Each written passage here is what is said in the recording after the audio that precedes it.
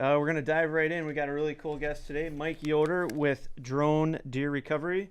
If you could go into a little more detail about the company and basically Mike finds deer for people instead of using dogs and tracking. He's got some really cool technology, and it looks like he's growing. His company's growing and helping people out. So, Mike, why don't you just jump right in and tell us a little bit about yourself and the company and how you get started. Alrighty. Yeah, my name is Mike Yoder. I started Drone Deer Recovery, went public with it last year on October 9th, or right around the 1st of October. But I did research and stuff before that, the season before, with other drones and basically trying to figure out what technology works the best. And then I went public with it. But before I did that, of course, I came up with a name and kind of built a brand or got ready to build a brand on Okay. it because I knew I knew that this technology was something that could change the industry and that it's going to get quite known. I just felt it. I wasn't able to really find a lot of content like there's stuff that we produce online, and just with how technology can either go up or down. I Right. felt like this is something that's really going to help the community, and started basically making content as I was doing the service, and it blew up. So Okay. Very cool. So, a little bit about your background. Did you grow up deer hunting, or have you been in I guess, the pastime for a while that helped you, um, figure out that, wow, this is something I could really do and help people with? Or did you oh get yeah, it so I I, interest? I I definitely grew up hunting deer. I think I harvested my first deer when I was like 10 or 12 or something like that with the crossbow. So Nice. yeah, hunting's been definitely in my heritage or in my bloodline. I would say all my uncles hunted. My grandpa, my dad never really hunted, but he supported it if we wanted to go hunting. So grew up as an Amish boy. Chose to not live that lifestyle, Okay. but yeah, I've been in the hunting industry for a long time. I also used to be a cameraman for Jared Scheffler on Whitetail Drone. Oh, I okay. did that for 7 seasons. So yeah, I've been in the industry and love hunting for a very long time. Very cool. Yeah. So, how did you get in?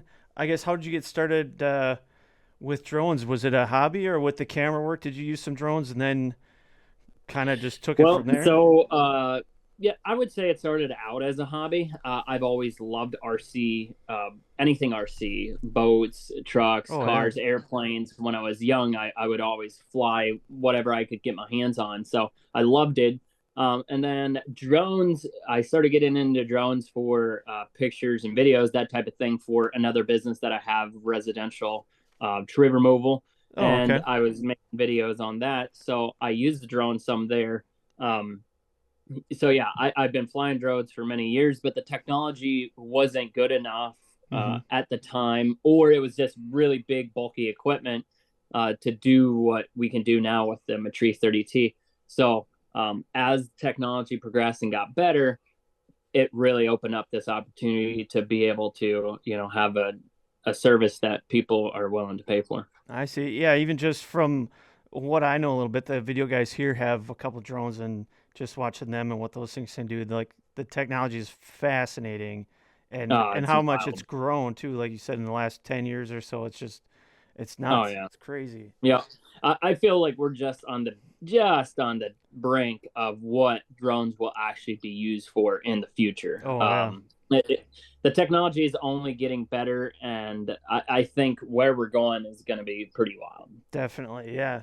Well, let's. Why don't you walk us through like the process of someone calling you up or emailing you or whatever, and let's Okay. go find Yeah. one. So, if the people don't know, drone deer recovery is a service that we use thermal imaging drones to locate the heat of a carcass that you otherwise can't find. So Okay. basically, we'll come out to your property and kind of do a grid search, but basically, we start out going in an area where the hunter wants us to go and see if we can find their carcass.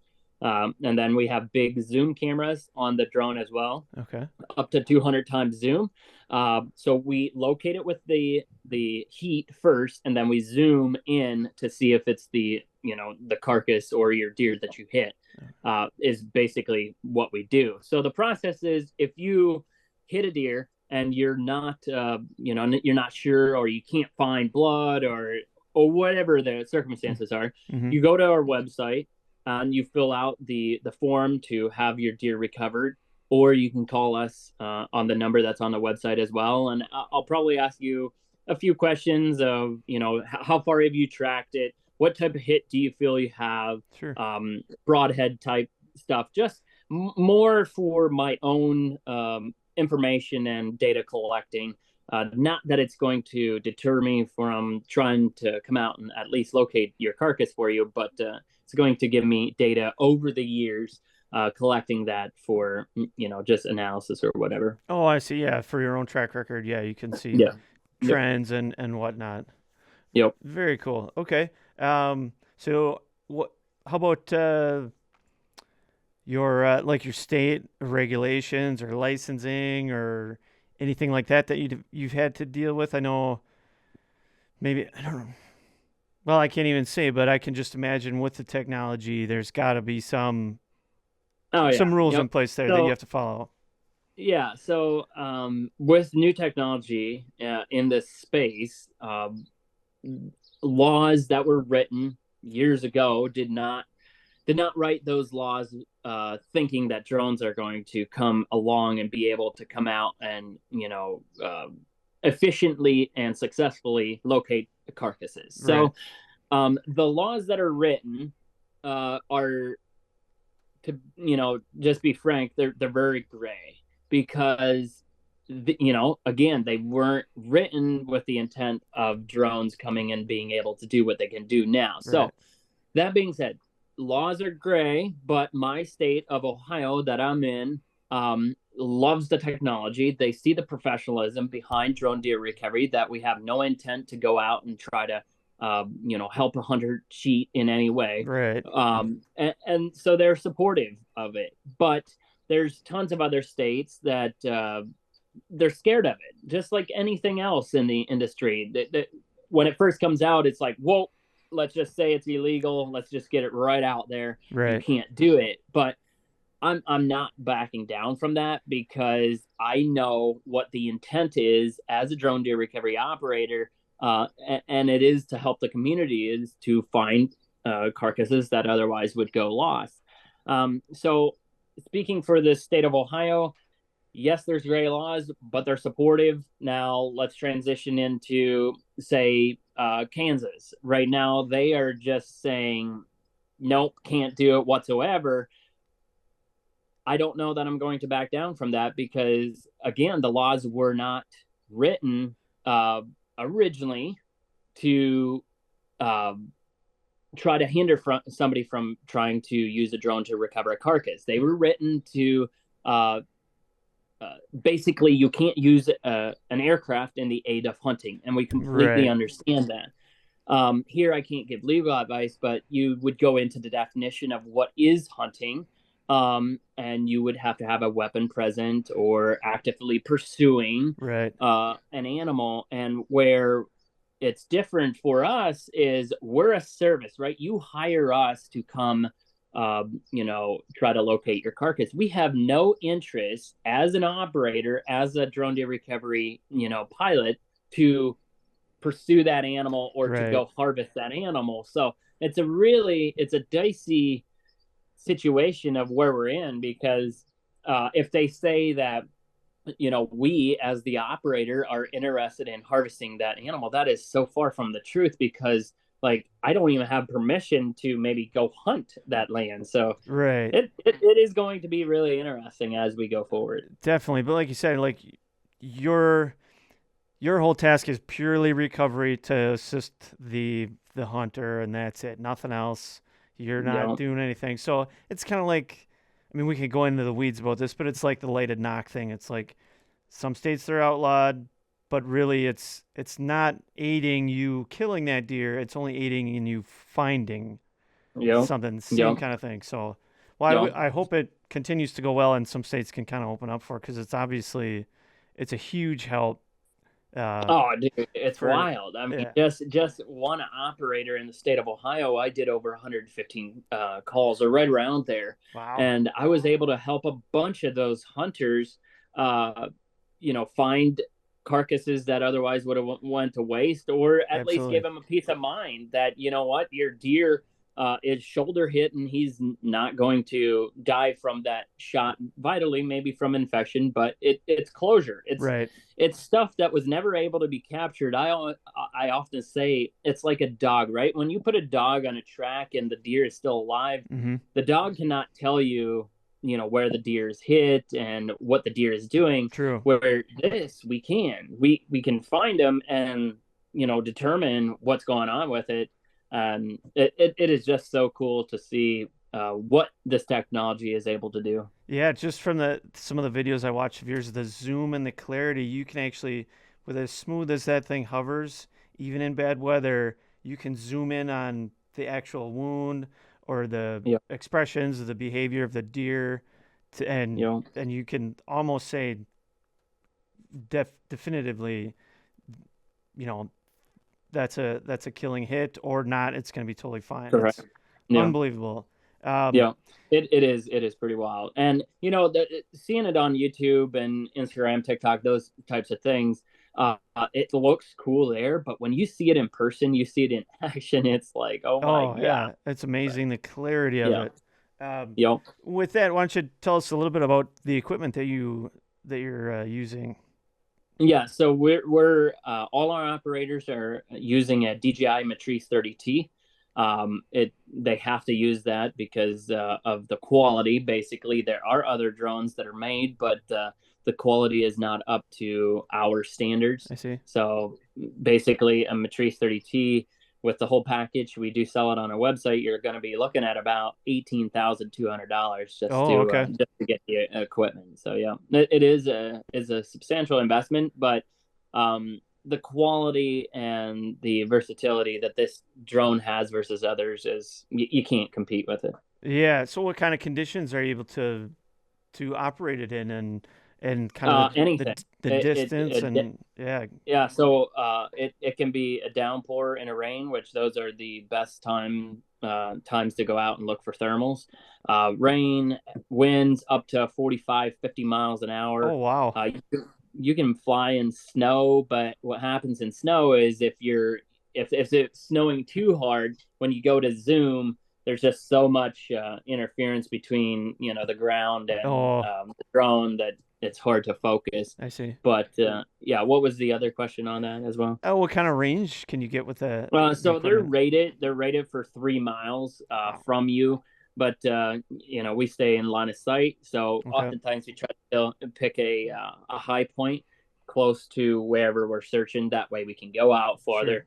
But usually we're not over a mile when we're searching. Okay. Wow, that's crazy. Like to think about. I just think about radio control airplanes and stuff that we used to play with as kids, and now this technology. It's Yeah, I know unbelievable. it is wild. Yeah, the service that they have provided to be able to have good connections and stuff at that distance is sometimes it's just mind blowing because not only is it telling the aircraft, directions and altitudes and stuff, but it's feeding that video back to us, and Yeah.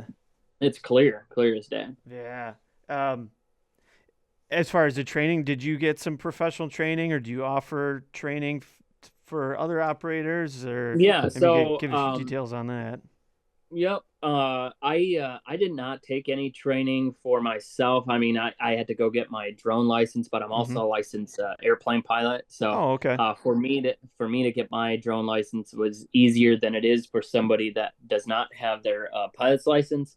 But yeah, so we now are looking for operators all across the country to become drone deer recovery operators, and with that, you will come to me, and we will do training. If I you see. know nothing about flying drones, I will teach you what I know. We'll read thermals, all kinds of stuff that we're going to be able to teach you. Very cool. So you're maybe talk about a little bit about your plans for the future then. Okay. from Yep. there. So right now we haven't really gone public. I don't know when this podcast is going public, but as of right now, we have 26 operators in 15 different states. Oh wow. Um, we are pretty excited to share what what it's going to look like. But basically, I had so many requests just last season when I went public and it went semi-viral. Is I had guys in Kansas, Iowa, Illinois, you name it, wherever there are deer hunters, I had requests Oh to, sure. come and try to help them with their carcass. So I seen that there's a need, and I opened it up, said something a couple times, not really thinking that it would kind of go the way it did, but I put it out there about becoming operators, and it just blew up and have over 1,300 applicants Wow. all across the country. So it it's growing. There, what throws most people off is the gray area of how the laws are written. So Right. we really encourage you to have an attorney look into that type of stuff for you. But like most hunters that have been around for a long time, they understand that these types of laws take a while to put in effect. Mm-hmm. And so some people are jumping on board with hoping and thinking that the states will, in the future, adopt this idea of using drones for recovery, I see. just like dogs, right? Like there's Mm-hmm. states that were not legal to use dogs to track a deer, Mm-hmm. and after they seen what the intent is with the dog and that it's good, they came around to it and started allowing it. So I do believe that that's what we're going to get into as we move forward with this technology, and states see the professionalism and what our intent is, and it's not to help hunters cheat at all, it's just to help them, Right. and I believe that they're going to open up to it. Oh, absolutely. Especially like you said, if you have that many operators in that many states, the track record would speak for itself eventually, Oh yeah. and Yeah. it's hopefully it's only a matter of time. Oh Um, yeah. Yep. do you? I had some notes here. Here's one. You said how many recoveries did you do last year, or Uh, was it the year before, one pilot, me, and well, or I had your a couple company? pilots to switch off. I did over 100. I think it was 110 or 115 that I was able to do. Oh, okay. I had a ton more than that, but I just couldn't. I couldn't make it to all of them. Oh, for sure. Do you have any crazy or wild or interesting recovery stories that really stick out since you started? Uh, a whitetail. The coolest one that I usually like to say or tell is this old hunter. I think it was three-generation farm owner. He was an older grandpa. He went out and was able to arrow a decent buck, biggest buck he's ever put an arrow in. Okay. And they started tracking it, him and his son. And night came and it started raining. And the son was like, "Okay, let's just back out, and then we'll come back in the morning, and we'll, go after it." Mm-hmm.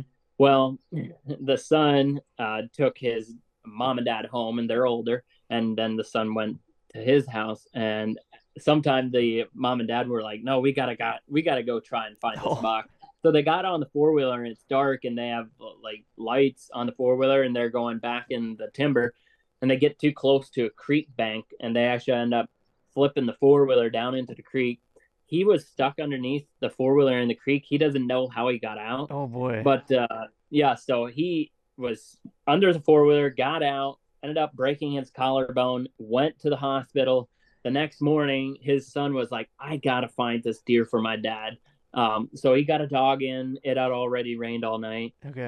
The dog was young. I don't know the situation, but the dog was not able to locate the carcass. So he called me, and this was my third call that morning. The other two were successfuls, and this was number three around noon. And I went out there and was able to find the carcass within a few minutes. So Oh it wow. just meant a lot. It wasn't the biggest buck, but it just meant a lot because I was able to close that story for that hunter. It's like so cool. Oh, especially after a night like that, biggest buck he's ever got, and an older hunter. Yeah, Yeah, very cool. it was Yeah. it was so cool. Uh, And he showed up in a sling and had his collarbone broke. I felt bad oh, for him. jeez. And then he's probably thought, oh, it's totally worth it. Biggest buck of Oh my life. yeah. Yeah. It was pretty neat. Neat. Yeah. Deer Talk Now is brought to you by Full Range Mounting Systems. These mounting systems are a great way to manage all of your mounts in a stylish and organized manner. We are using their pedestal mount here on the podcast set for 2 shoulder mounts, and it looks just awesome.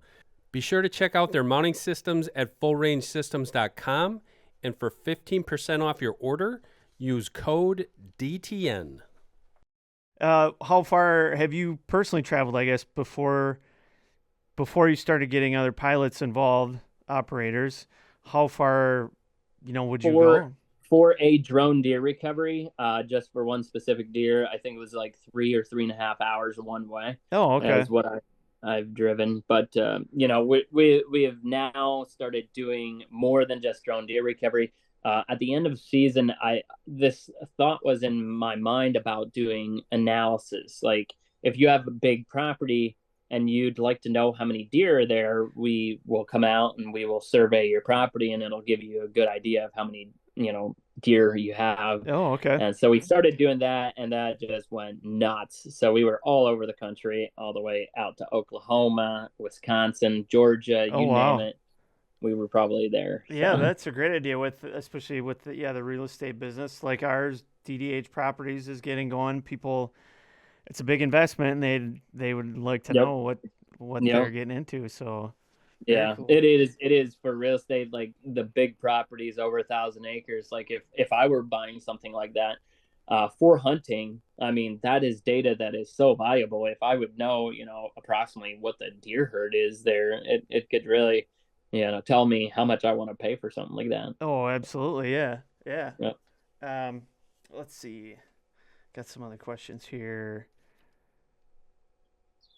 Uh, what are some of the main challenges you might face in an not even in an average recovery, but in your experience, what are some of the tougher conditions as far as hits that you've noticed, or maybe broadhead choice or weather, anything that Okay, makes it more so difficult? we'll start with weather. The hardest conditions for us to come out and try to find thermals is if the sun is out. So we just can't Oh, even do okay. it. So if you call us, let's say you hit a deer in the morning, first thing in the morning, and then the sun comes out, and then you call us, hey, can you come find my deer for me? We won't be able to do that, because if the sun is out, it shines on the trees or the ground or the rocks or whatever and brings up that temperature. So Sure. it's very hard to try to locate thermals if everything is the same temperature. If it's overcast, that's a different story. We can come out when it's daytime and should be able to find thermals. So most of our stuff is done at night Oh, or okay. when the sun is away. Most of those recoveries.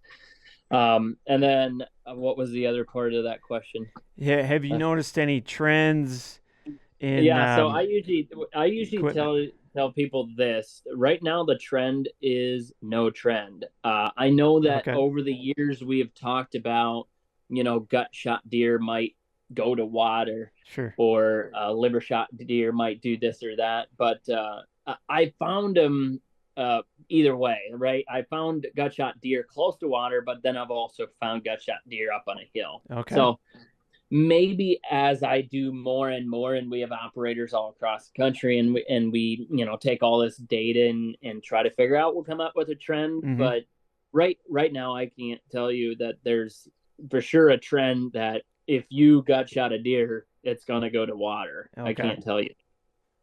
Liver shot deer, I think they can go both ways. Like some liver shot deer stay close and might do circles, and then other liver shot deer might walk in a straight line and be a mile or 2 miles away. Okay. It's just hard to say exactly Oh, what type of trend. Broadheads, I don't like to throw them under the bus, but it might be because a lot of people are shooting mechanicals now over fixed blade. But I would say a lot of the calls are mechanical broadheads, but Okay. is it a mechanical failure? I can't say. Is it Right. just shot placement? There's a few different things there. Yeah, there's so many variables. Yeah. Yeah, Yeah. there's a lot of variables. Yep. So I don't like to say one is better than the other, but it what I have seen, if it's a mechanical and they hit shoulder, it often doesn't penetrate. I But see. I mean, there's other times that mechanicals do penetrate. Hmm. So Hmm. it's hard to just say one or the other. Right. Right. Okay. How about uh, time since the shot? Is there a certain point where will you like several days you'll just be like, sorry, we're not gonna spend the time to come, or will Um, you i- so go check one out even a few days or a week later? yeah, I'll if someone's willing to give us a try, I will totally try to come out there and try to find a carcass days later. Okay. Um, I wouldn't say that my hopes would be up on a deer that's 3 4 days after it's been shot, but Sure. it's not saying that we won't find it. Uh, Conditions. So what time wise, like ideally, what we would like is to get called out there as soon as we can. Hmm. But if it's 30 hours after the shot, that's not like we're not going to find it. 36 hours is not that long, so Okay. we can totally do that. 36 is about my longest one after the shot, but usually after that, people don't think of calling us. I think that if the conditions are right, the outside air temperature and stuff, 48 hours, we should still be able to find a deer Okay. if the conditions are right. Now, if it's 15 degrees Fahrenheit or colder, I don't think that 48 degrees is going to be a good idea, or 48 hours is going to be a good idea to call us. But ideal temperatures, I would say, are between, let's say, 30 and 40 degrees. If it's like that throughout the day, Okay. um, I think, I think 48 hours is not, you know, like out of the question. I see. So, and the carcasses will hold the heat that long in that kind of temperature. Yeah, yeah. Okay. I did find one 2 weeks after it's been shot, Oh but wow. they kind of told me, hey, there's a buck in this general area that the neighbor hit, and they actually stumbled on him and found him days later. Oh And they okay. said, let's see if you can find him. And I was able to locate him, but basically it was some luck. But I did find thermals on him, and the reason I found thermals is the decomposition that started Oh okay. basically built up gases and heat within side of the decomposing, Sure. and I was able to find heat. But I would not recommend to wait 2 weeks Oh, to reach absolutely. Yeah, yeah. Have you ever found any deer, maybe not through the carcass's own thermals, but say ravens or crows or scavengers like that, and find No, them I mean, first? I found coyotes on the outskirts of where deer may have been bedding that were hit, Okay. but not that I would have found turkey buzzards or crows or something like that, and then found a carcass. Oh, I okay. haven't. Yep. I see. It sounds like yeah, the range of the focus of the lens and the thermal really is enough to put you on most of them. Is that Oh yeah, yeah? yeah, yeah. I mean, I'm so confident that if the conditions are right with thermal, and I've been doing it for so long now, that we're gonna find him Oh, if okay. he's in the area. That is, of course. I mean, once he starts going over a mile, then if the deer went that far, he's probably still alive. Oh, okay. And I have enough um, experience now with when I tell people that if I can't find the deer, Mm-hmm.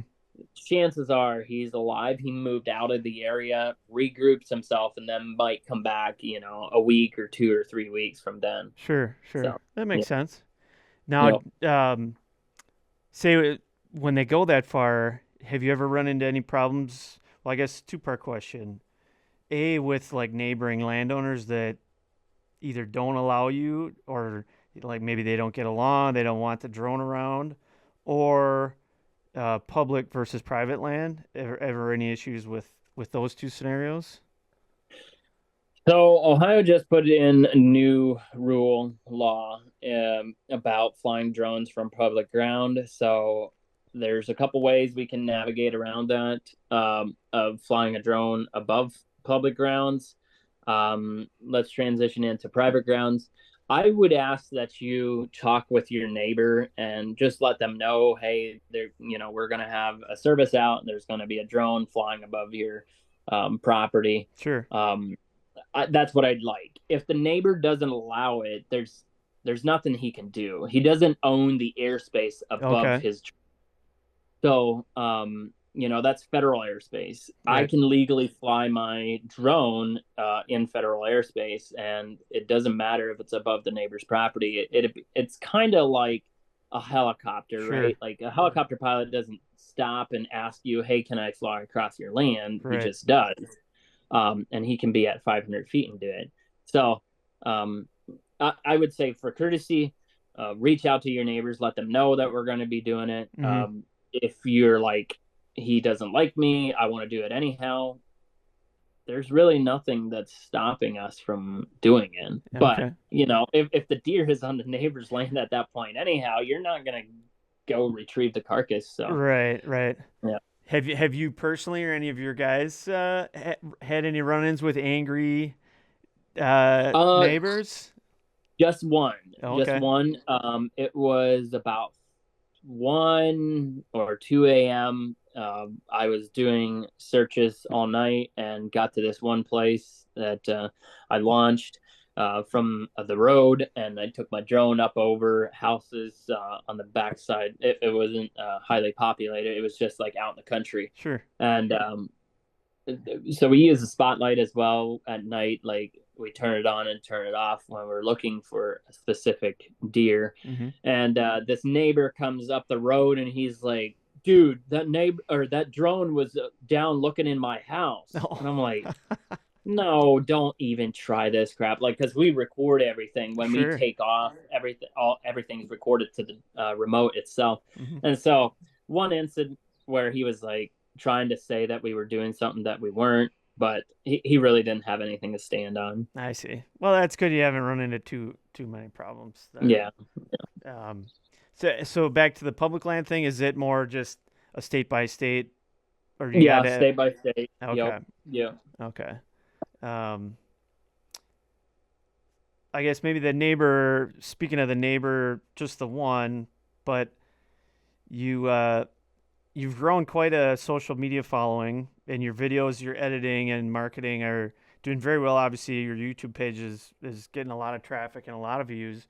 Um, do you run into much backlash on social media Of about course. stuff? There, Yeah. there's always the keyboard warriors, right? Right. But there's a lot of support. I would say that I would say 98 to 99% support is for it. Okay. Then That's good. you'll have some naysayers, some bashers that think that this is complete garbage and should have no place anywhere in the hunting community, hunting space. But for the most part, it's good. It's usually easier for people to say negative stuff than it is good stuff. So Yeah. you might see the negative more than you do the good, but for the most part, everybody is for it. That's good. Yeah, I scrolled through some of the comments on it, and just like so, we had Shane Simpson on one of the first videos. He does a lot of the tracking with his bloodhounds and stuff, Okay. and like you said, just people are so happy to find the deer or to find out that it's still alive. The closure Yep. that, like you said, I can imagine the support from most people is all positive. Yeah, Yeah. it is good. And people like you reaching out, people that have been in the industry for many years, just talking about it and getting more information. Hmm. And when people hear these podcasts and they start putting, a voice or a face to what it is that we do, and they know that I'm not just some, chuck in a truck showing up and being ridiculous with my drone. Right. It's like people, start supporting it if they see the intent behind it. Right. Right.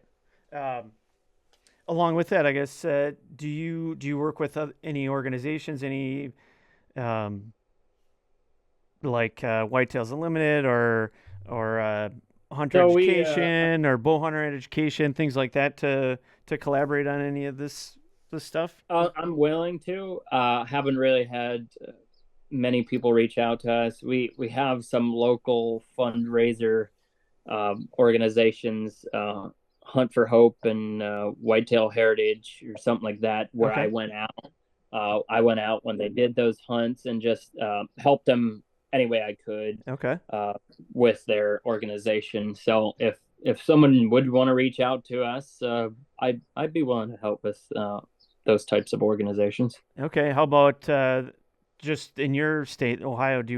Have you worked with any the wardens or biologists, or do they kind of have their So own I stuff, or do I you? have not specifically worked with them, but there was the videos will actually start coming out tomorrow. I don't know when this is going live, but the wardens were involved with a situation that we were helping try to recover elk that had escaped from a preserve. Oh, okay. And so the wardens have been around our technology. They have seen what it is that we do.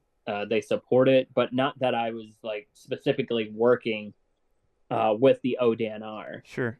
There's some gray stuff there about wardens and drones, about um, public privacy and stuff. Oh, I I suppose think because search warrants and type. yeah, so Yeah. I talked to him about, can I help you find poachers and stuff like that, and they would love to have us work with them, but there's fine lines of what they can and can't do. Yeah. That's Yeah. understandable. This episode is also brought to you by Apex Outdoor Rewards. The Apex Outdoor Rewards Whitetail Challenge is available in 38 states this year and gives hunters the chance to win big on their next hunt. For more information, go to apexoutdoorrewards.com. So, in a business sense, I guess with that, like you mentioned, you helped recover some lost elk. Do you also plan on branching out into other like corporate real estate or search and rescue, or just to use the technology in a business sense to grow, or is Oh sticking yeah. mainly with deer hunting? If we start talking business ventures, it is nuts what we're getting into. Okay. So just like one line is lost pet finding. Oh, So okay. basically, there's, I mean, maybe not last week, but almost every week we get requests to try to help somebody, recover their lost pet. Okay. So I see a whole line just in that, Mm-hmm. in the off season, maybe trying to help people find their lost pets. And then another line, yes, we could do real estate videos. We don't do a ton of that. I'm just so busy trying to build this drone deer recovery team Right. that I don't have a lot of time to do, come out and do video and that type of thing. But our operators will totally be able to do that for people. Okay. Another line that we're getting into right now is custom ag spraying with drones. These are Oh, okay. big drones that will be able to, come out and apply pesticides or fungicides or whatever.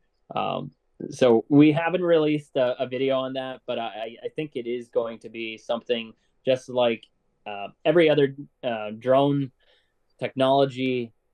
As it progresses and gets better, it will Mm-hmm. be used for things that you think that drones couldn't be used for. So when I first thought about drone spraying, I'm like, well, there's no way, it doesn't carry enough and this and that. But Mm-hmm. the drones that are now being built, the efficiency is there to do a lot of acres on spraying. Wow, interesting. Yep.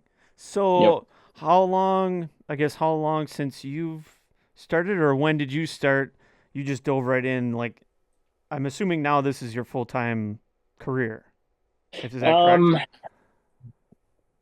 it is. We are doing it full time, but I also have a tree company, so Oh, okay. I am trying to find time to help with trees and do drones. But yeah, I would say this is full time. We have full time people working on drone deer recovery. Okay. I would say I'm kind of torn between the two right now because uh, Trees was my baby for many years, and she's supported me well. So Sure. it's hard to let go of that other company. But yeah, drones will be full time, no doubt in my mind.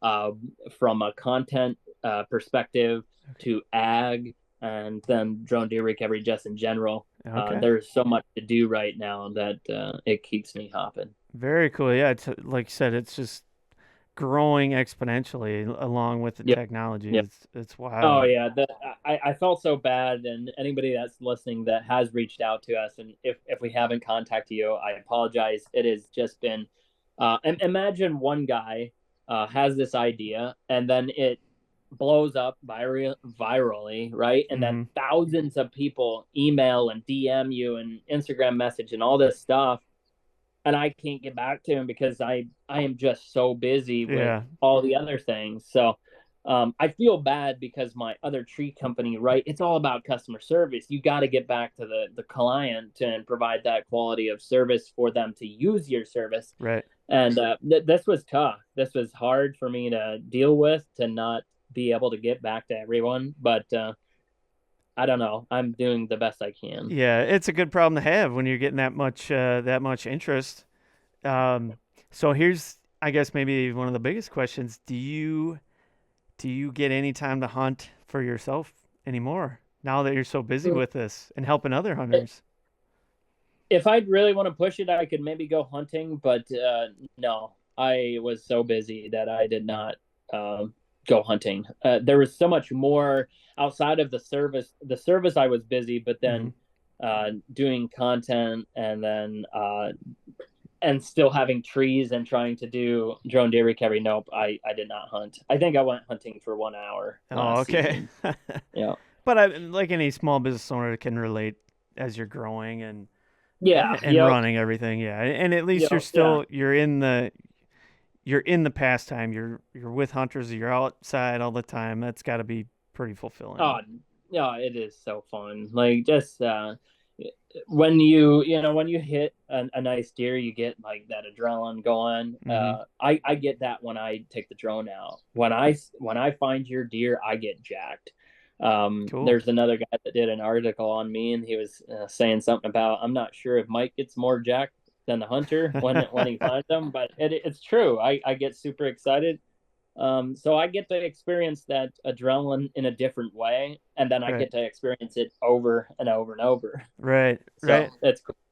Yeah. Could you share maybe one more, maybe like your first recovery with the Oh drone yeah. or something So special like that? That would be yeah, people might like. my very first recovery, I was so nervous because a guy is paying me for something that I haven't done yet, Mm-hmm. and I believe that I can find this deer, but I was nervous.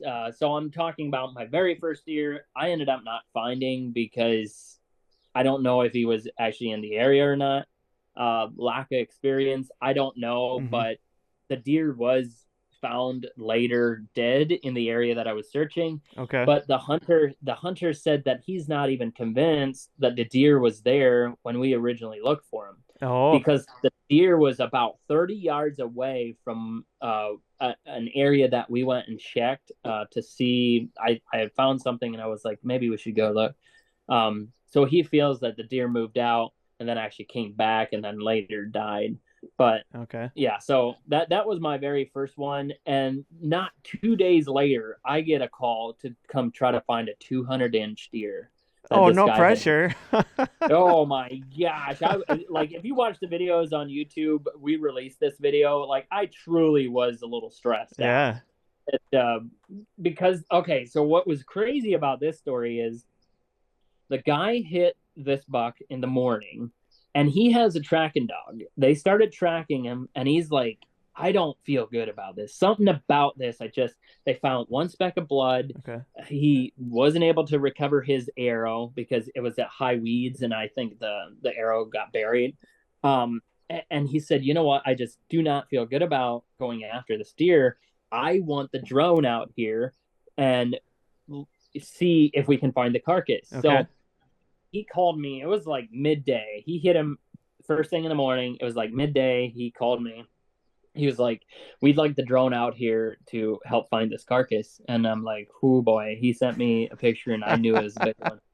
Um, and it was supposed to be sunny. And I told him that I don't think it's going to work. It's not going to be good. And he said, "Well, all my brothers are coming, and we're going to be all here, and we're going to start looking for them at 3:00." I'm like, "Okay, whatever. Here we go. Yeah. Yep, I'll come out. I'll give it what I got." And so I launched a drone, and I started looking, and I'm showing the information that is coming through, like how to read thermals, and everything is hot right now, like the grass and the trees, they're all the same temperature. So I'm having a hard time finding deer by the thermals. I was finding deer, but not his. And I told him, "I believe I will find your carcass if we wait till the sun goes down and things cool off." And he was willing to wait because he was that convinced that he did not want to push this deer if he happened not be dead. Yeah. And so then we wait to go after him. The sun sets. I go get dinner with my wife, and I'm stressed. Like, I'm serious. Like, I was stressed out. I didn't even hardly eat. Yeah. And then we go back into the field, and I launch a drone, and the thermals are perfect. I'm like, "Oh yeah, I am convinced I will find this deer if he is around here." I flew for about 20 minutes, and sure enough, I was able to find his big deer he hit. And the best decision he ever made was to get the drone out because he was still on the hoof. Oh, okay. He did not get the hit that he thought. And the deer was on the hoof and moving around. So it was like, okay. Good thing they didn't go after him because it was a big mature buck. And if they would have pushed him out of there, who knows what would have happened. But I was able to, find him, and then we just backed out, and he was able to get that deer 10 days later. Oh, wow. 10 days later, he was able to get him. So very cool. He actually had all his brothers. I think there's 5 or 6 brothers. They were lined up to push out the whole property the next morning. They were going to do a grid search of the whole property. And if they would have done that, who knows where that deer would have went. Oh, exactly. Yeah, that's cool. Yeah, you gave them a clear answer, and then it worked out. Eventually, the deer came back. He got it. Very cool. It was so cool. Yeah, we tried putting building the story on that and trying to display that. I think we did all right with that video, but there was a lot of pressure on me for sure. Oh, absolutely. Yeah. Then that just basically kicked off the season. It was so cool after that because you get that first one under your belt, and it's like it's game on. I believe the technology. The technology does not lie to me, and we just gotta fly. And if the thermals are right, I'm gonna find them. Very cool. Yeah, it's on, and it keeps rolling. Like you said, it's just growing and growing, and your confidence is building in the technology. And I can imagine just the technology that you guys can use is only going to get better. Oh yeah, that's my thing. Like I've been telling the guys, like, so currently our thermal cameras are 640 definition, so not HD. Okay. If we get HD thermal, it is gonna be game changer. Oh yeah. Like I believe that there's HD thermal available currently, but not to the public. I know that one of our operators was military, and he said that the thermal that they were using was way better. So I believe that when they release the HD thermal stuff to us, it's just going to make it even better to be able to use in the industry. Oh, for sure. Yeah, it's going to roll downhill and only help out. Yep. Very cool. Very cool. Yep. What's your one goal for this year then, as we're in summer now, preseason, and then what's the main goal for this coming hunting season? Probably get a few more operators on board before the season kicks off, and then just get our operators as busy as I was. Okay. Because now the pressure's on me. There's a lot of people believing in drone deer recovery and joining the team, paying the licensing fee to be a licensed operator. Mm-hmm. So I'm a little nervous about providing enough leads for these guys, but I believe that with the exposure that we have already gotten and the marketing team we have on staff, that we will be able to support our operators. So as podcasts like this are released and episodes come out, more and more exposure on drone deer recovery in general will grow. So I'm excited about that. Very cool. Yeah, absolutely. So we should probably start wrapping it up, but where can everyone, all the watchers on YouTube and Facebook and everything, and then on our podcast listeners, what's the best way to find you guys? What are some of your channels? Well, if they want to see how drone deer recovery works in the field, go to YouTube. Just go to YouTube, search drone deer recovery. Our thumbnail is like a green background with a logo of a drone deer. There's a drone that looks like it has a deer head on it. YouTube, that'll give you an idea of what it is that we're doing, and then reaching out to us as a company if you want to become an operator or need a deer recovery.